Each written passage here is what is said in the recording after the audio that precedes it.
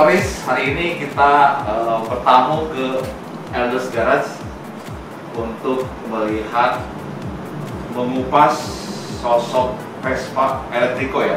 Iya, Electrico. Sudah hadir Mas Herwan sebagai engineer dari Vespa ini. Baik, Mas. Ya. Nah, kita pengen tahu nih Mas Herwan, Ya. seperti apa sih Vespa Electrico itu? Vespanya ini kita memang lagi kebetulan bengkel memang lagi dengan ngumpulin Vespa tua. Ya. Jadi si Vespa tua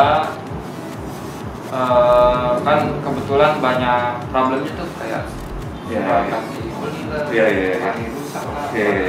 Koplingnya ini lah yang nyangkut ya.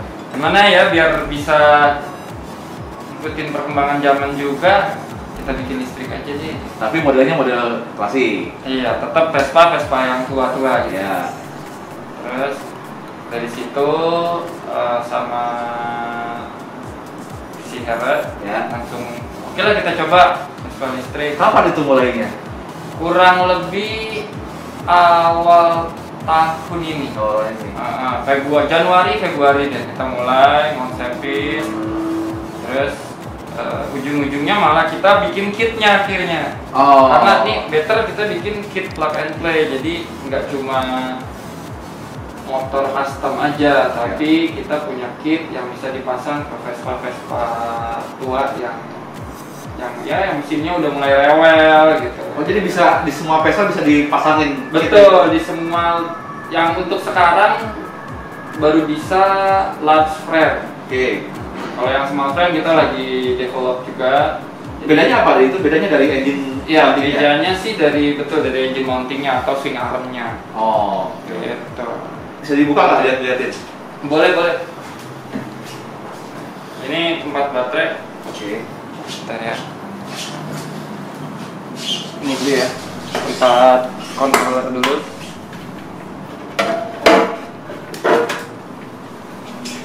Nah, ini tempat controllernya. Jadi controller kita gantung di sini. Lalu ini throttle-nya. Iya.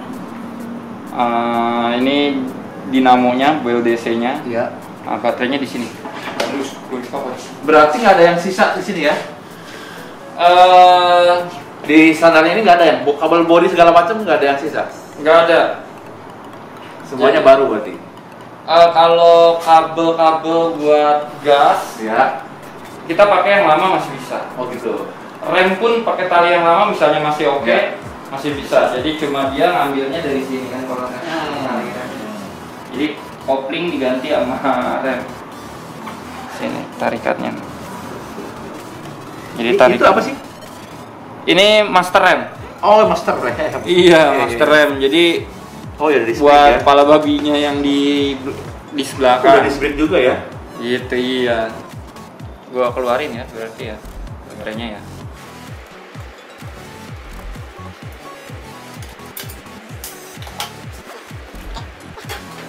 Nah ini buat posisi baterainya ada di sini.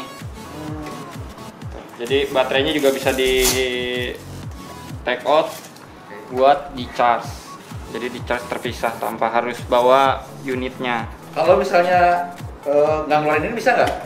Bisa juga, dia ngecasnya di sini. Bisa opsional lah, bisa mau charge bareng sama unitnya atau di charge hanya baterainya aja bawa. Tuh, misalnya mau di parkiran, Iya.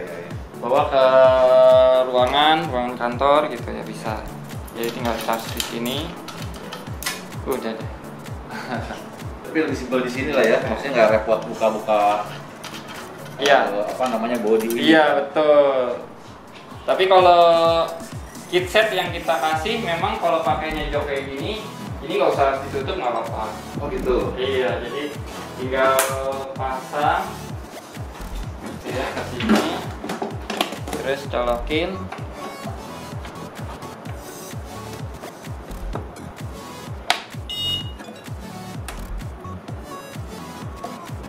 Udah deh.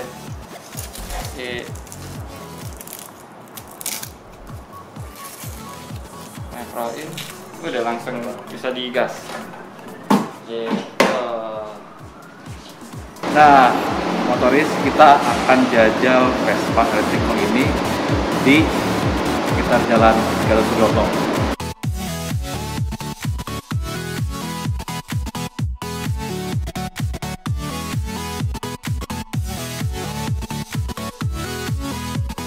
Impresi pertama naik Vespa Electrico ini memang bukan seperti naik Vespa karena posisi stangnya lebih tinggi.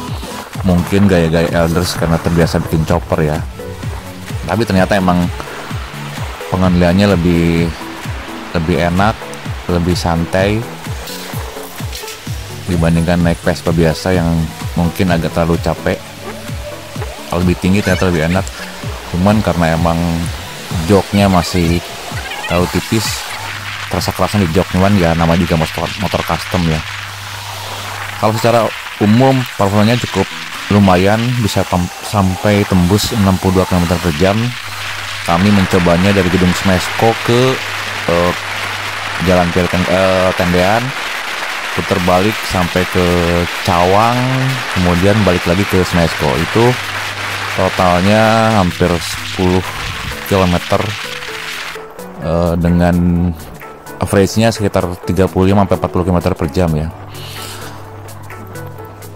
Motor ini bisa tembus juga sampai 83 km/jam kalau pakai mode 3. Cuman kami hanya menjajal cuman mode 1 aja. Namun kami bisa menemukan bahwa motor ini lumayan dengan tenaganya smooth, adem, suaranya tanpa suara malah gitu kan. Demikian tadi review mengenai Vespa Electrico. Nah, masih ada video selanjutnya loh, tunggu saja nanti ya.